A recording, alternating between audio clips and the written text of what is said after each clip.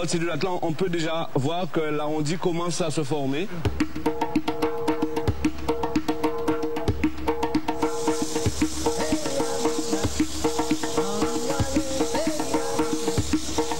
Alors là maintenant je suis en train de cercler le tonneau.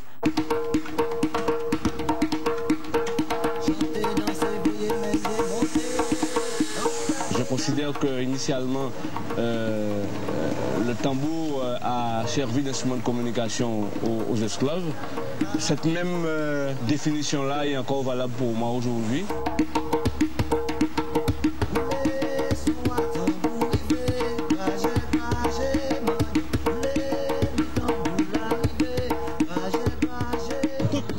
Toutes les catégories, toutes les composantes de la société jouent du gros cas.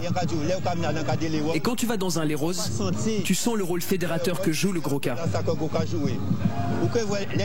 Quand il y a des revendications syndicales dans n'importe quelle entreprise, au moment où la lutte s'intensifie, quelle que soit la catégorie sociale, on a recours au gros cas. C'est plus qu'un instrument, c'est un élément identitaire. Un instrument qui a fait la controverse, un instrument qui a été rejeté. Parce qu'après la libération de l'esclavage, eh bien, tout ça qui était nègre, pas t'es belle. Tout ça qui était nègre, pas t'es bon. Et par rapport à ça, il n'était pas donc question de jouer de cet instrument. Il n'était pas question d'aller danser sur le gros tambour. Et nos parents nous défendaient de le faire parce que pour eux, ils n'avaient qu'une envie, c'était que leurs enfants puissent réussir. Et réussir sa vie ne passait pas par le tambour. Cet instrument a été utilisé ensuite par des groupements politiques pour revendiquer. J'ai pour habitude de dire que pour moi, le tambour, c'est le cœur de la Guadeloupe. Et c'est mon cœur aussi, ça dépasse le côté économique pour moi. C'est plus pour moi un élément qui permet l'équilibre du Guadeloupéen, qui doit permettre l'équilibre du Guadeloupéen, sans pour cela faire de renfermement sur soi. Parce que je pense que quand on est suffisamment fier, quand on est suffisamment conscient de ce qu'on a, qui est à partager, qui n'est pas à garder pour soi, peut être beaucoup plus efficace avec l'autre.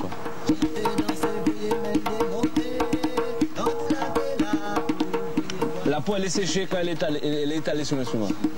Elle est mouillée pour la faire épouser plus facilement, la rendre malléable, la faire épouser plus facilement la forme du cercle. Après elle est mise sous tension et après on enlève le surplus de peau et de fil. Alors vous voyez le cercle enveloppé de ficelle avec les anneaux sur le cercle avec la peau.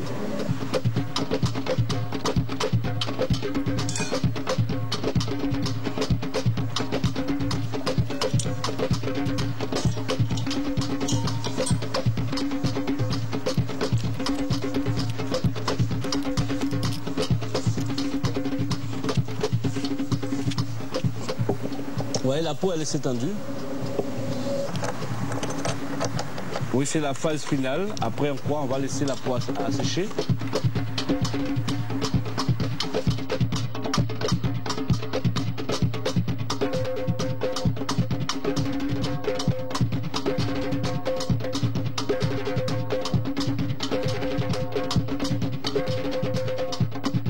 Le Goka ne se limite pas à 7 rites qu'on connaît, Tumblak, les Roses, Grajambel, Mende, Roulé, Kaladja.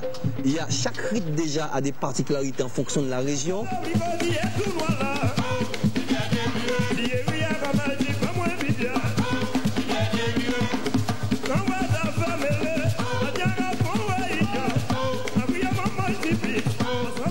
Le chanteur, c'est ça, c'est extraordinaire. Il raconte, il improvise. Et ça aussi, c'est un art extraordinaire. Il improvise, il dit, et on comprend tout ce qu'il raconte. Et puis, il y a ce refrain, cette réponse qu'on appelle, on dit les répondait, cette réponse qu'on reprend à sa demande et qui fait qu'on est en symbiose.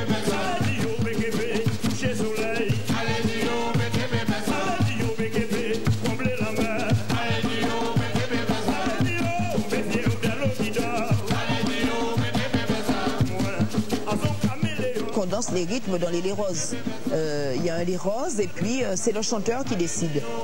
Il lance son mendé, et bien on va danser un mendé. D'ailleurs, le plus souvent dans les roses, on joue les roses, on joue le tumblak et on joue le grage, ça revient. Le grage avait tendance un petit peu à être laissé de côté, laissé pour compte, et il revient de plus en plus.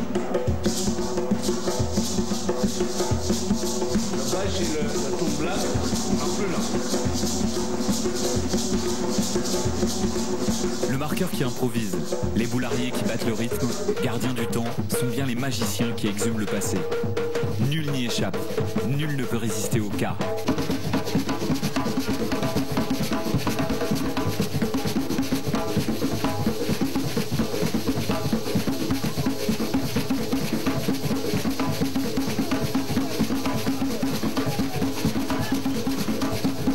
Pour danser le gros cas, il faut d'abord avoir le sentiment de la musique. Dès qu'on a le feeling, ça peut aller. Après, la chorégraphie, tout ce qui va après, les pas, tout ça vient après. Mais d'abord, il faut ressentir la musique et se laisser aller dessus.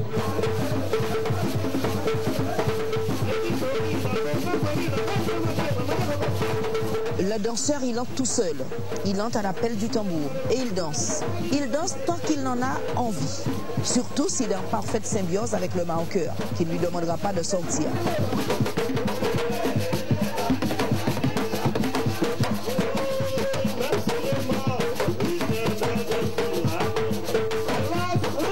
Il y a des pas de tumblak, des pas de lirose, des pas de mendé, des pas de roulé, des pas de pajambel, des pas de grage. Il y a une structure. On danse à la reprise.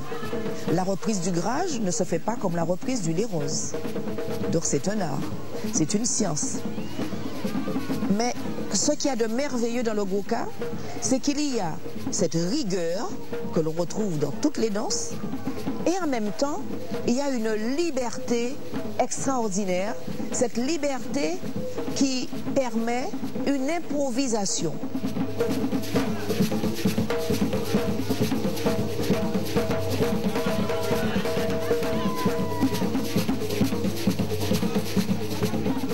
Le les roses, la sculpture qui permet de danser le goka, c'est un lieu de convivialité, c'est un lieu d'harmonie, de communication, mais c'est un lieu aussi de respect.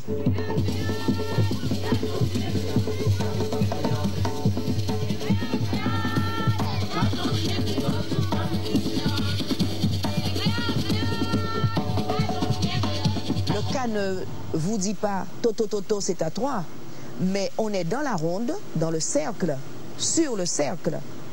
Et puis à un moment, on ne peut plus résister, il faut entrer. C'est ce que j'appelle l'appel du cas.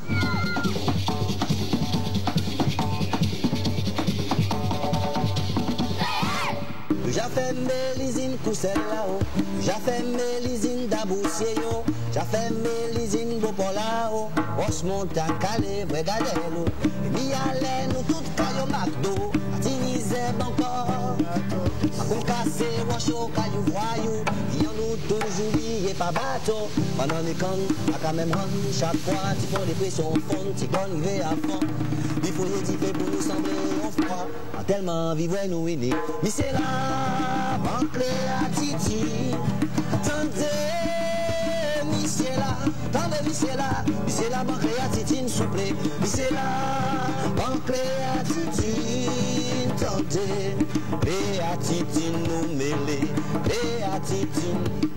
J'ai commencé par le goka et je pense que bon, c'est une musique qui nous appartient. Les autres musiques sont une forme de musique élaborée. Mais Tara qui nous la même, hein, c'est la musique qui nous appartient. Vraiment, c'est le goka.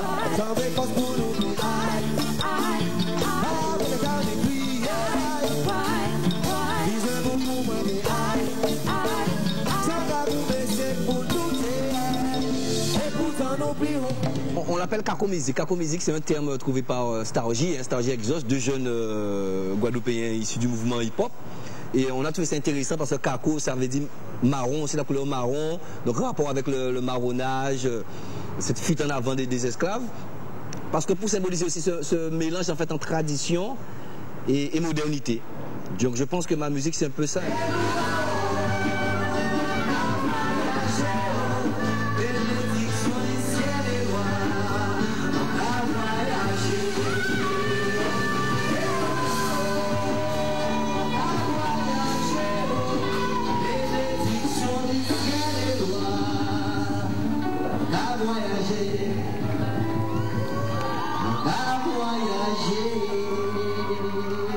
je ne me ferme à aucune forme de musique, j'ai tout ça en moi en fait, hein, parce que là où j'ai grandi, on écoutait un petit peu de tout.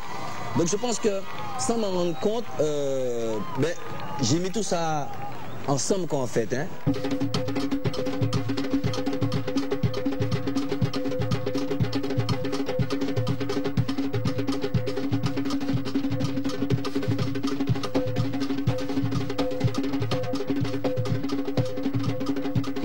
Le cas a toujours été là, hein. En rébellion maintenant, le cas s'installe de plus en plus dans les salons. Mais le cas a toujours joué son rôle de rebelle et d'ouverture des esprits, quoi, hein. Donc je pense que Jean il est là, je pense que je le dois aussi à une période, un contexte historique et politique, hein, les années 80, hein, c'est les années où j'avais entre 18 et 20 ans. Où certes, comme les jeunes maintenant, il y avait beaucoup d'apports extérieurs en termes de musique. Hein. C'était Marley, c'était à l'époque des reggae roots, Marley, Burning Spear, Gregory Isaac et tous les autres, de musique caribéenne très fort, très présent avec le mouvement nationaliste. Et je pense que ça, beaucoup de gens n'ont pas adhéré, mais ça permet en l'aumône aussi, ouversier, c'est créole et tambour pour quand même guider nous, quoi.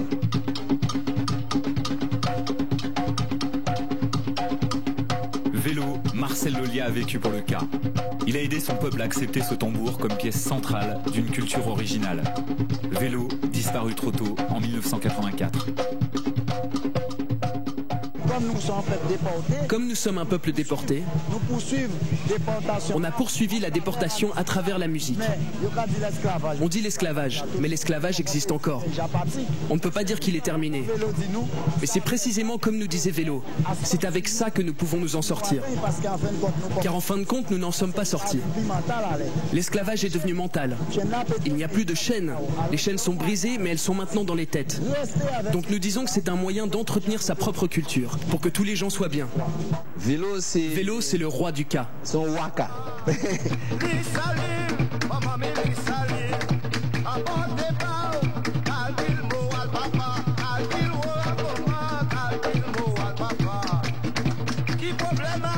Vélo peut-être à montrer ce qu'on peut faire avec le cas.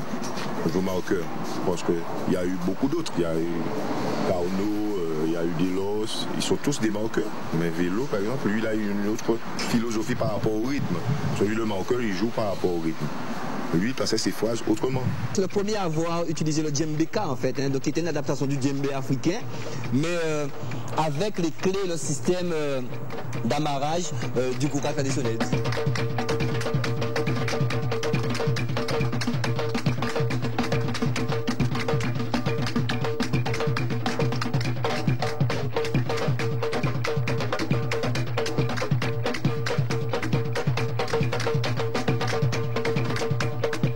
J'ai connu le vélo très jeune parce qu'en fait j'ai commencé le cas très jeune parce qu'en fait je suis issu de famille d'artistes et Grand Bonnet dans les Roses, j'ai connu Bagui, Carnot, Vélo, tous les grands tambouillés de l'époque qui plus ou moins jamais mort, à part Bagui qui l'a toujours. Mais en fait sous Pointe-à-Pitre de Vélo, je jouais souvent à Pointe-à-Pitre à l'entrée de la rue Fébeau. C'était juste devant Céligny justement, je m'en souviens. Et il toujours tenait son là à l'époque. Et si bien que depuis qu'il était sorti de l'école, je descendais avec les parents au tambour, quoi. Et je jouais avec Vélo, on se rencontrait là. Et c'est un bouc très simple. T'es qu'à boire au maïs, ça c'est sûr. Mais sinon c'était bouc qui était cool, quoi. Ça se passait bien. Toute la rivière a descendu dans la main, la rivière a monté dans le salé, la rivière a descendu dans la main, la rivière dit où ça c'est monté, qu'elle est montée. Léléo, pas, léléo, pas, léléo, pas, la rivière dit où ça c'est monté.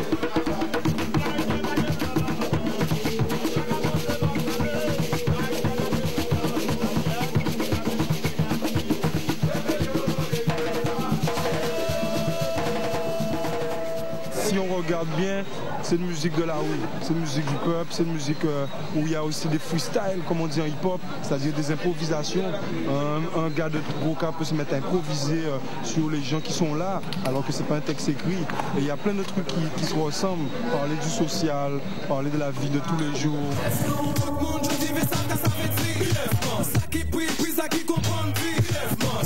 monde qui veut tester pour rien qui dit rien qui dit rien qui dit.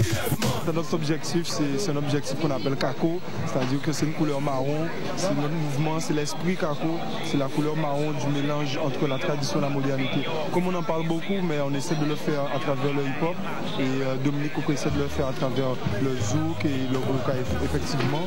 Et chaque personne essaie d'apporter sa pierre pour qu'on soit vraiment nous de ce qu'on fait, même si on est des jeunes, eh bien, on est des jeunes sortis de cet endroit-là. On n'est pas des jeunes qui font du reggae, ils viennent de Jamaïque, ni du rap, ils viennent de New York, on vient de la Guadeloupe. Et donc, au fur et à mesure, inconsciemment et consciemment, ben, ça ressort, ça rejaillit dans nos créations, quoi. Souvent, maintenant, ces jours-ci, on entend beaucoup de dancehall mélangé un peu au bouka, mélangé beaucoup à la culture guadeloupéenne, quoi.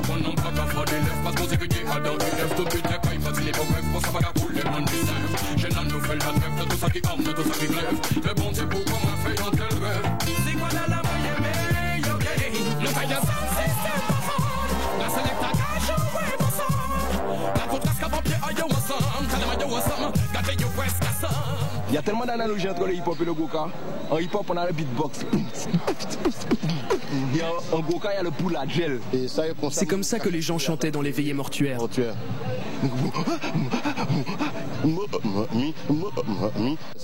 Il mimait le tambour avec la bouche. Avec bouche à quoi? Nous cassons de Guadeloupe et nous savons que nous crions. Elle aime Stargy Exhaust, nous pas qu'à jouer. Et puis nous check Mike là, nous savons, c'est branché sur un marque. Branché sur un marque, nous savons qui j'en nous qu'a fait, on pique qui on fait, et puis vous faites, nous connaissons qui mon qui là, Stargy Exhaust, là, ou peut check album là, parce que nous rythme prêt, là, il j'attends des packs, ou peut check qui à chaque fois, qui mon qui, et nous on fait musique sans, nous petit grand, filles et garçons, c'est mettre pression papa, nous pas là pour pas mon leçon, pas là pour palabrer, pas là pour conseiller, mais pas là pour regarder la vie passer, faire mettre la main.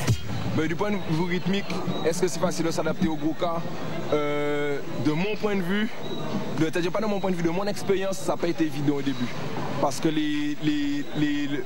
hip-hop, ça a une base qu'on appelle boom bap. On fait boom bap, funk quoi. Funk. Tandis que le goka, beaucoup